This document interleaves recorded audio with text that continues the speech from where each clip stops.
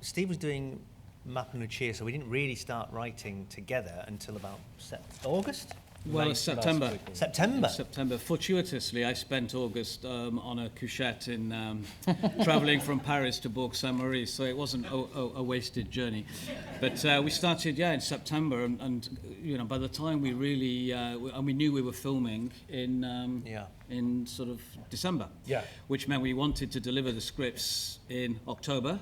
So we had September and October. That's an incredibly tight amount of time to turn around 6 scripts. The other 4 are shit. You've got the 2 good ones. Can I just say that's not true? Not true. There's only one way to find out. Yeah. Yes, it was quick, but once you got the story, it can be quite quick, I think. We spent a long time. It's so hard to write something where you know the audience are watching, trying to second guess you. So we go into them knowing that, so then that becomes kind of a game in itself. So some of them we wrote, and we started to think during it, the idea that we thought would be the ending is now to us too obvious, so we change it again. So hopefully we keep one ahead of where you think it might be going. Because the first episode we watched, Le Couchette, reminds me a bit in terms of the sensibility of Sardines, in terms of it's an ensemble cast in a very confined space.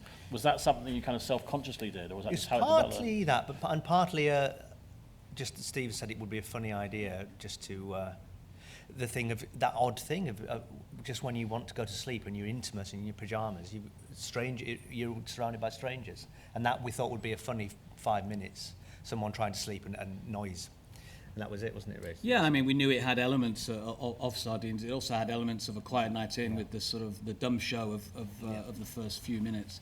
And we hit upon this sort of central sort of moral dilemma of, these people find a dead body in the carriage and they persuade themselves that it's better to put it back where it was and leave it because it won't impact on them. Yeah. And we weren't quite sure what the ending was going to be. And very often when we're writing these scripts, we don't like to decide on the ending up front because that allows, as Reece said, for you to kind of second guess and then third guess and fourth guess where it's going to go. So, we just, we knew that was a good setting. And inside Number Nines, we like to decide, first of all, is this a good fertile setting? Is it a good sort of group of characters who are going to interact for half an hour and we're going to enjoy writing them?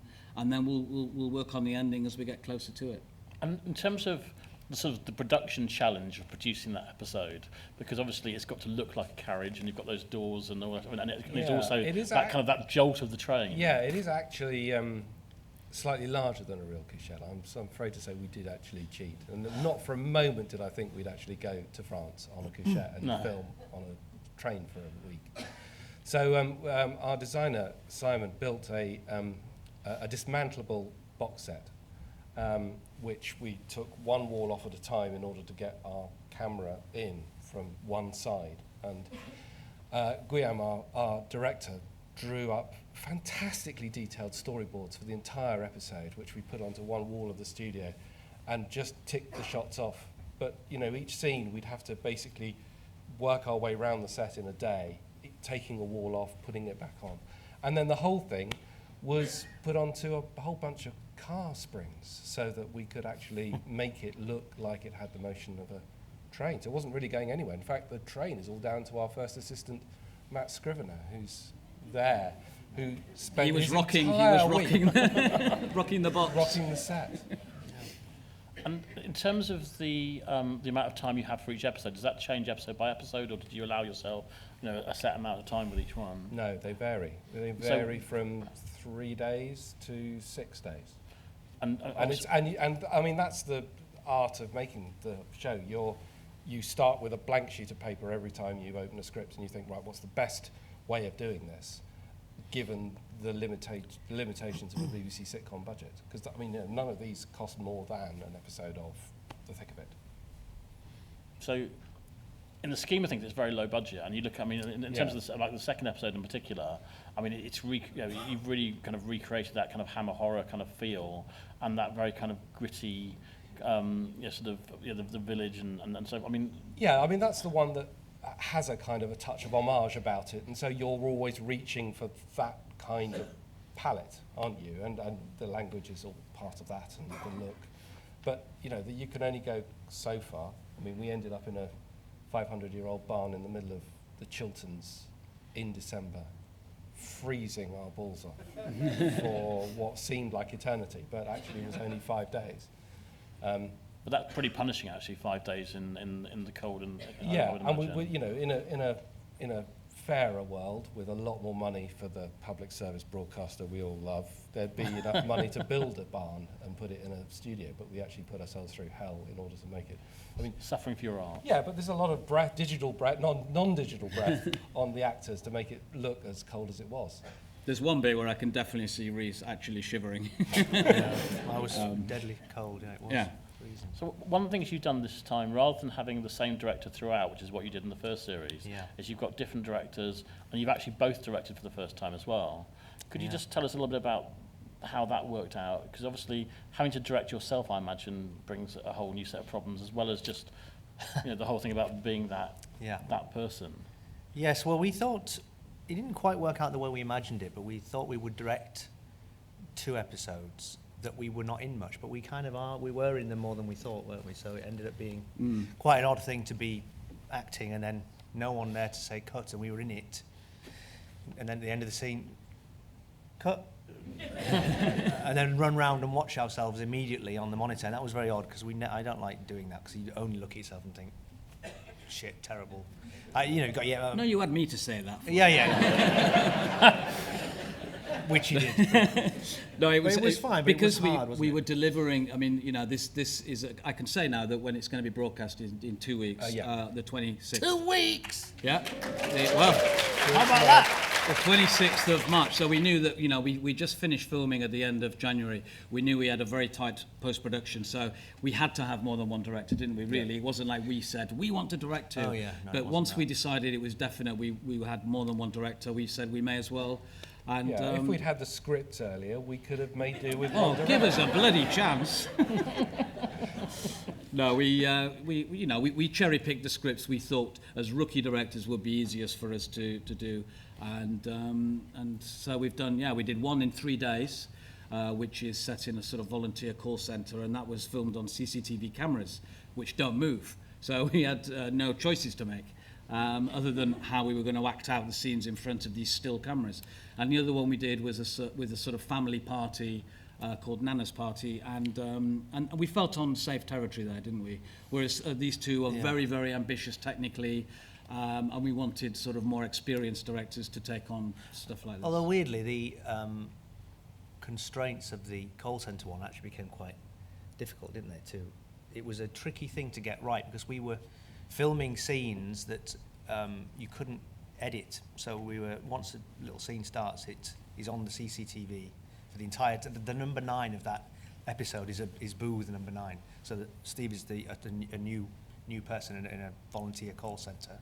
He sits down in his booth for the first day and he's on the phone. The whole thing is just his face, annoyingly, for the entire half hour. But the camera doesn't move, and down the side of the picture we've got slightly different other options of other angles of the office, and that's all it is. And that's a very bold thing to do. And directors were saying, "Really, you can't do that." And I think because we were not schooled in the art of directing, we just did it, not knowing you're not meant to do that. I think other directors would have been more. But I think you're being really unfair on yourself, because you've actually you were aware of that, and you cracked those issues. Yeah, we did, but it's not for me to say. At the writing time, you cracked those issues as writers, and as directors, having come up with the conceit, you were actually able to concentrate on creating really fine performances from the cast. Thank you. I think you did a really good job. I mean, were you directing each other, or were you just sort of thinking, well, we've both written it, we both kind of know how it is, or did you have to both direct each other? We had days when you know you weren't in, so you were behind the monitor, and days when I vice versa. So it worked like a tag team, really, and hopefully because we've been through the writing process together, we both know what we're trying to get out of each scene. And we just got on with it. When you've got 5 days, or in one case 3 days, there's no messing around. There's no kind of letting the actors stand around and chat. We were sort of crack away. It was relentless, actually, relentless, unforgiving. They were so hard. And would you do it again? Yeah, do it again, but maybe have less on-screen time and a bit more. One or the other, I think. It felt a little bit megalomaniacal to try and do everything. We all know how Terry Awesome. Jones and Terry Gilliam Yeah. started off. Yes, exactly, yeah. Yeah, no, it was a great experience, and it's something we've been meaning to do for a long time. But very often when you've written the script, you've put all of your ideas and your thoughts on that idea into that script. So therefore, the brilliant thing about a director coming along is that they bring their ideas to it as well, and you get a much richer piece. And But it's interesting you say that that's brilliant in a way, because there's also, I imagine, isn't there ever part of you that thinks, well, you know, you've written this and you're in it, you're producing the show, and then you bring in a director to come in who's kind of working with all of your ideas and is bringing their own stuff. I mean, aren't there times when you actually kind of want to override them? And I mean, how does that work in terms of that relationship? Is it weird having somebody directing you with your own material? It is, but that then you've just got to be a bit gracious about the fact that you hope that they'll make it better than what you thought. I do have ideas about how we imagine it eventually to look, but you know, if you get a good director, they'll take it beyond what we thought and make it better. It's rare that we've ever had to go, sorry, that's not what we meant, you know, and actually try to override them with the trump card, which is, well, I wrote it, it's not what we thought, you know, we've never had to do that. because we're in the middle of it, we can sneak up to the actors and say, just ignore that. Yeah. The way you were doing it before is better. Yeah. And obviously you go through a series of drafts before you end up with the kind of the final script. Yeah. But in terms of what actually we're seeing on screen and what was in the final script, is there any is there any room for improvise, or is it very much as the script goes? There's the odd line. I mean, there wasn't yeah. much at all. There was one line in La Couchette where Shona, played by the wonderful Jess Gunning, who's here in the audience, is looking at... is looking out of the window, and she said, "Oh my God, I can see blood." And Jack's there with the shoebox, and I said, "Well, maybe you should say so can I." And we decided, vile though that is, we decided to keep it in, but you couldn't hear it because you were laughing so much. So, I mean, obviously, we're just talking then about sort of the guys in front of the camera. So, from a casting point of view, I know obviously you've got a great casting director who is here, Tracy Gilliam. But how much of the cast came from your own ideas, or was it very much what Tracy brought to you? Well, we write them, and then we're not thinking of anybody really, because if you can't get them, then it's a huge disappointment. So you're not writing for people when you're Not actually really, creating it? no. We just try to write good parts and hope that we can attract people. But you know at which the parts other you're end. playing, do you, at that point? Yeah, well, even then, not quite, actually. Some of them in this series, Steve and I were not sure which we would play until a few days before. 2 days before, yeah. Yeah, no, Quite I mean, literally. in La Couchette, I fancied the part of Les, which I'm glad I didn't do now because Mark was so good in it. Yeah. But we you know, because I can speak German, and so that worked very well that I played Jorg. But very often there'll be episodes where we'll know there's two male roles, and we'll know we'll play one of them each. We just haven't decided yet which one we're going to do. And is it often the wrong footing that you're trying to do? Because when I read the trial the first time round, I actually assumed it would be the other way round. Yeah, you said that, didn't you? Yeah. I'm surprised. I don't know. We didn't. I think in a few instances in this, we've done not what you'd expect the roles to be. We've swapped them around. Well, in my mind, you might not agree, but I think so. There was no way I was getting that role off Reece. Yeah. The relish Yeah, with which he played, and I think a round of applause there. Yeah, excellent.